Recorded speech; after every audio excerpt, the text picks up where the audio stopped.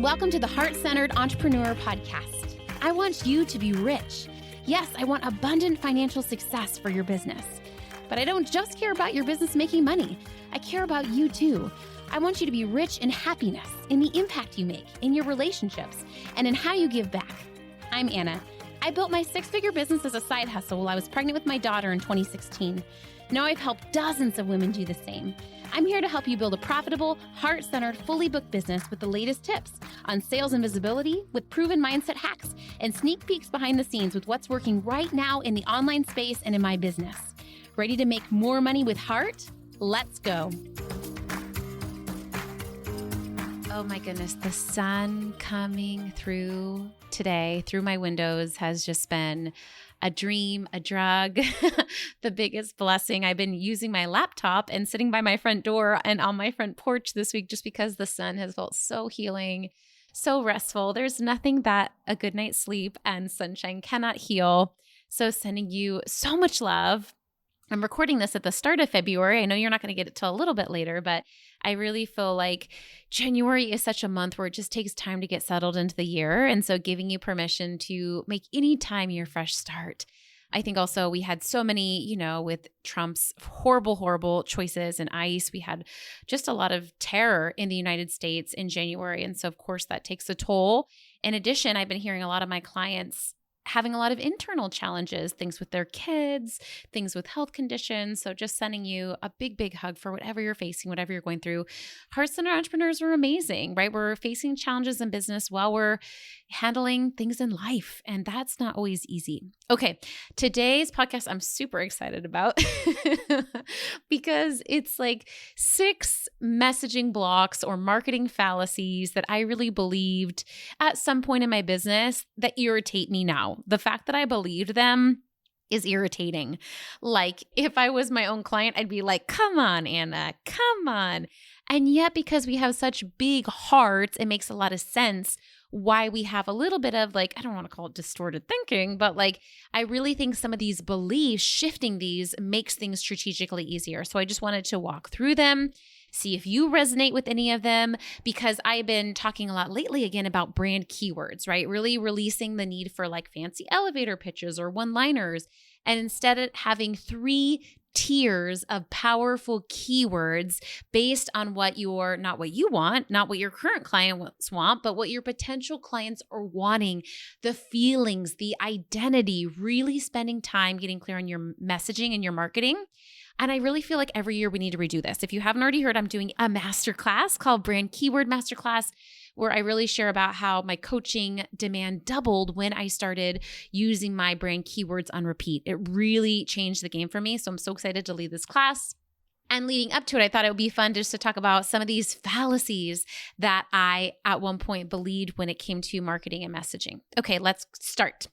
The first one is that I really have felt in different iterations that I need to pick perfect messaging so that I can save time, right? So I can work that 3-day work week and not redo it and just have messaging that really sticks for a decade. Or at the beginning of my business, I felt like forever.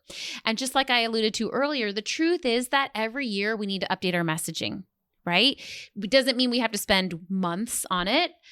I have spent way too long on messaging. Sometimes it really takes one focused hour, right? But we do need to do it every year. And there's nothing wrong with doing that. It's right? Trends change. Our economy changes. How we're marketing and messaging needs to be relevant to our current consumers' needs, desires, and interests. Let me say that again. The whole point of marketing, right? Our offers don't always have to change, but our marketing or the way we position our work as the need to our current consumer in their current situation, in their current economy does change. And spending an hour brainstorming that every year makes sense. And this also releases the pressure that I had of I need to pick the perfect message because it's never going to change, right? I need to spend a lot of time on this. I want it to be one and done. When we realize it's not one and done, then it really helps us be it's not perfect, but that's okay because I'm going to update it again anyway, right? It's a living, breathing thing. And I find that when we update our brand keywords, it's so much easier to update your Instagram bio, your welcome email, your website, opening lines, all of that. And so making time for it is important.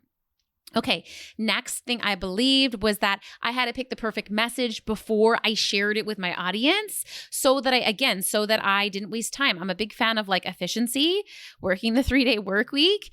And I really felt like I had to get my clarity in isolation. And I see a lot of women doing this when they are getting clarity on something, whether it's an offer, a group coaching program they're leading, a podcast they're creating, they want to be a speaker, right? We really work by ourselves in this little silo without getting insight from a coach, from our audience. And the truth is that picking a good enough message, a good enough strategy, and starting to test it with real humans, getting feedback from a coach, getting input from your audience is actually how you perfect the message, right? They say confidence doesn't come through, what do they say? I don't even know. A lot of times we crave confidence and clarity before we take action. Okay, here it is. But really, it's action that gets us the confidence and clarity. And I really feel like this is true. It's important to start introducing your message to your audience and getting their feedback, seeing how they resonate with it. One of the assignments I give my clients a lot is when they have a new message, they're like, okay, should I go update my website now? And I'm like, no, how about you take that message and you just like create 3 social media posts with it and see if your audience responds to it. And if they respond, great, then go update your website. If they don't respond, then back to the drawing board for you, right? And I think we're afraid to do this because we don't want to get negative feedback and have to go back to the drawing board. But you know what's worse is, putting a lot of time and effort into something and then having to go back to the drawing board. I think we need to have humility to surrender something and change, to hold things loosely.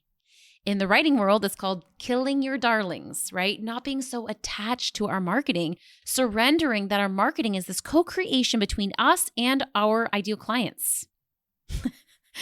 I would have hated to hear that. Okay. Next one related. This is segues so perfectly in.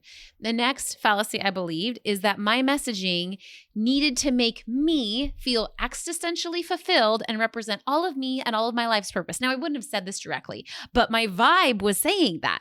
I was in a lot of times when we are working on major shifts in our business, creating new programs, creating new messaging, doing different social media platforms. When we're in a business evolution, often we're in a personal resolution. What? A personal, I can't even think of the word, a personal shift, a personal transformation. And so often we are wanting to be seen. We are wanting to be heard. We're wanting to be validated. But the truth is, like, that's honestly not the purpose of our marketing. If you want to be seen, heard, and validated, go journal, go post on your personal social media about something, right? But the point of our marketing is to make money and sign us clients, right? And so remembering, here's the truth.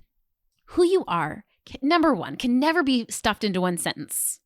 Who you are is amazing and so beyond your business. So your marketing and your messaging is much less about you being seen and fulfilled and more about your dream clients feeling seen so that you can get good people to pay you money that you can make a difference with. And when I release this pressure on my message to fulfill me personally, it started making me a lot more money. And then I could use that money to live a really fulfilling life in my life. Your business does not have to be exciting. Your business needs to make you a lot of money and your life can be exciting, right? Boring business, happy, boring dream life. Okay? Next one is my message has to perfectly represent all of the actual work I do with my clients behind the scenes to be in integrity.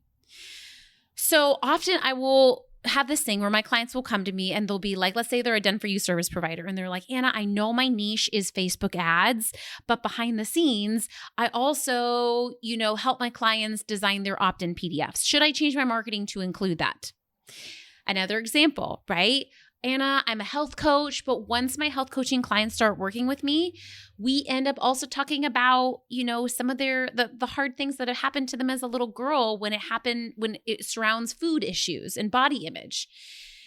Here's the thing. It's normal for the scope of your work to be wider than what you market, especially if your client is initiating it, right? Your client is saying, oh, actually, this is some of the deeper work I want to talk about.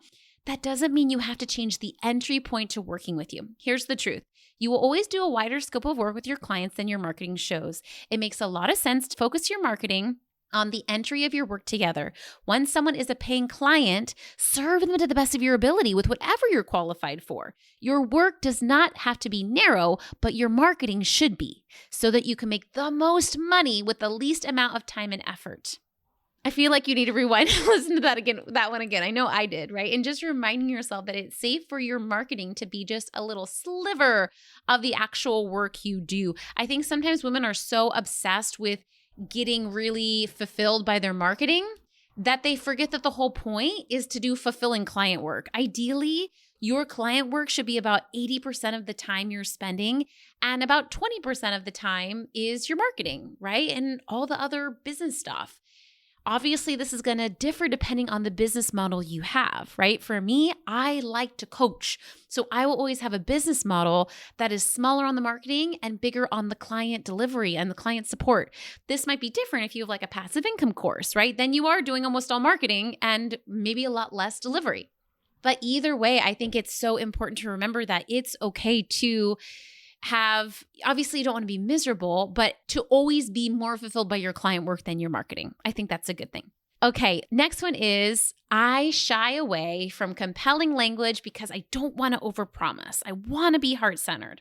The truth is that it's important to use outcome-driven language to let your potential clients know what's possible with your work together. Or else, why would they buy from you? You want to be competitive with your non-heart-centered entrepreneur competitors who are happy to make promises they don't deliver on. You don't have to promise, but it's useful to talk about specifics of what is possible for them if they show up and do the work with you, sharing client examples, sharing client case studies. These are the type of things that are possible. You don't have to promise anything. But I was really shying away from compelling language because I wanted to be in integrity, but in some ways I wasn't being authentic because my marketing was worse than my actual client work. You deserve marketing that's as good as the work that you have. You don't want to be the best secret online. Last one is I have to always be entertained by my message and by my marketing. The truth is that it's good if you are bored with your marketing. That means the message is consistent. It will start building trust with people who have not paid you money yet. Not everyone is seeing all of the emails you send, all the social posts you send. Focus on being fulfilled, I already said this one, by your client work more than your marketing. Okay. I know this was a lot, but I really wanted to remind you. I feel like as heart-centered entrepreneurs, we need to hear these things again and again.